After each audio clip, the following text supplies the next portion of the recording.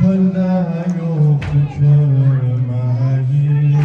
Bu feleğe ben ne diyeyim? Dilden ne doğru Zeynep'e, dilden ne